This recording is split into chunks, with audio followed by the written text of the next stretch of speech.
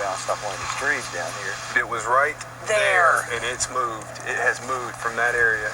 Because there was a big feeling, there was a lot of blackness right in there, and it moved off as soon as my laser came up that way. That hole right there was a lot darker. Yeah, a lot darker right in there.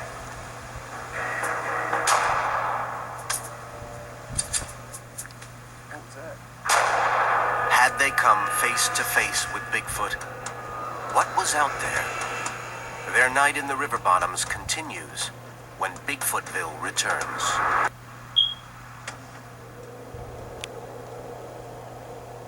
The search for Bigfoot had led the team here to these remote river bottoms in northeast Oklahoma, just outside Adair. In the summer of 2001, local policemen Dan Belda and Jeff Whitfield claim that they came face to face with what they say was a Bigfoot while out camping. They took the crew back to the same spot where they said they saw the creature. With them was Bigfoot researcher David Wilbanks and local journalist Cindy Baer, who had been investigating this phenomena for years. No one could have predicted what they would capture. You want to back up? Because I feel like backing up. We don't want to force you to be out here. No, I'm out here on my own free will, but I'll tell you what, this isn't what I expected tonight. Part of me wanted to tell myself that we wouldn't see anything. But I know that's not true now. That part's not talking right now, is it? No, But seriously, we're not trying to force you to stay out here. I understand. Okay. You know, one of the main reasons I came out was to face what I was afraid of. And common sense says there's something out there. We were not drinking, and it wasn't a trick of light, you know. I think it was very real what we saw. What was it that the group had seen and heard? There were rocks hitting tree trunks and movements in the brush, and several of them even saw what they thought was a large, dark shape moving from side to side, just 100 yards away from them. But at night, out there in the wilderness, your eyes and your ears can play tricks on you. I saw their eyes. They truly believed they saw something, and it frightened Jeff to the point he didn't want to have to go back to that place. And I stood next to them when we heard rocks and rustling. So, are they lying? No, I don't think so. I think they believe something. Me, though, I want to see it.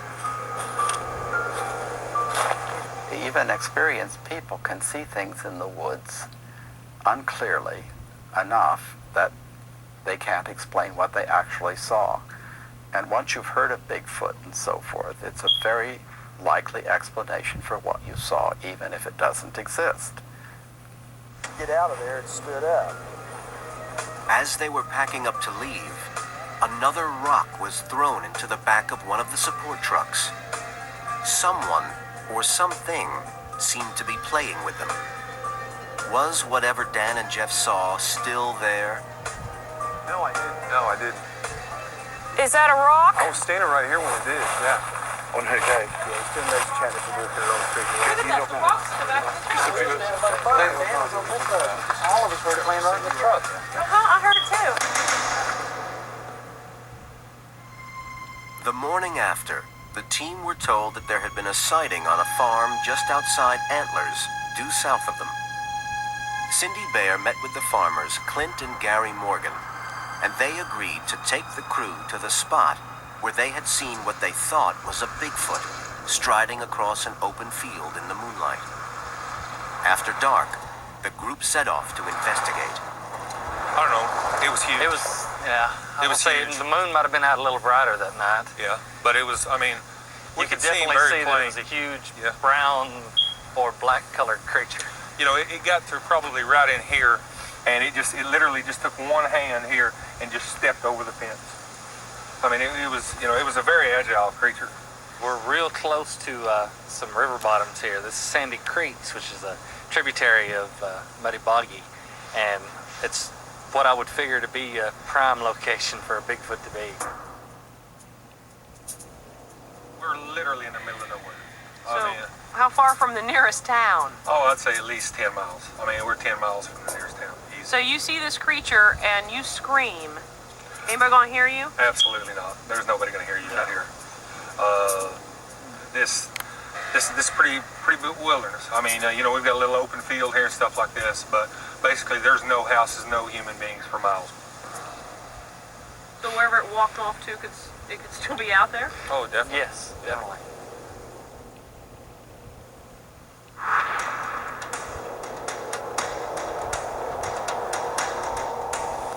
Is this the initial area where we think we heard some movement? The team sets up a stakeout high in the Kayamishi Mountains, coming up on Bigfootville.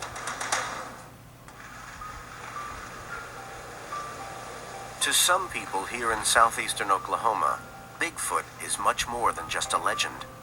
Dozens of people claim that these creatures are stalking their property out here, peering in their windows, and even stealing meat from freezers outside.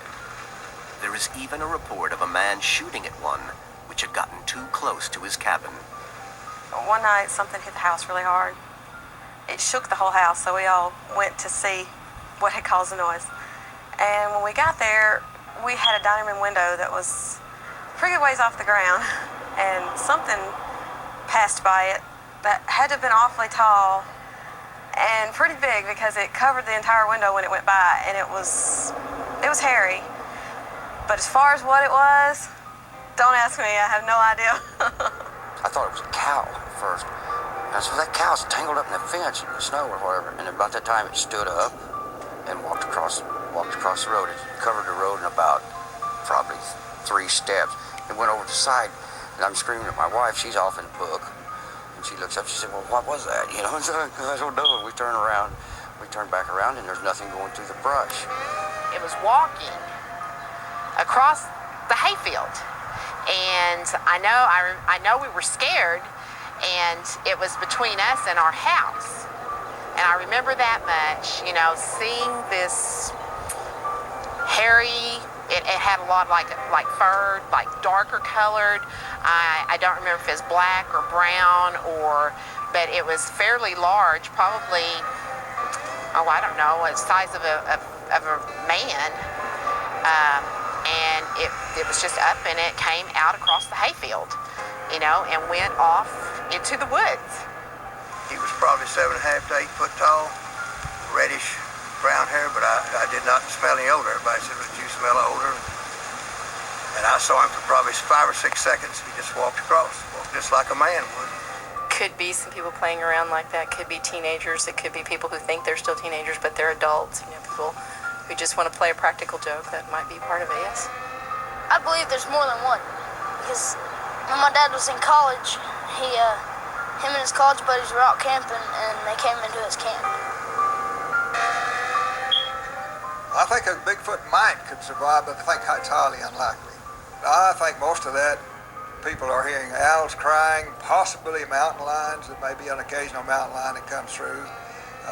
We have lots of coyotes. They make sounds that interest people, and sometimes people may misinterpret those. Many of the reports of Bigfoot sightings have come out of the Kayamishi Mountain area in southeastern Oklahoma. They're covered in millions of acres of forests, deep valleys, and creeks.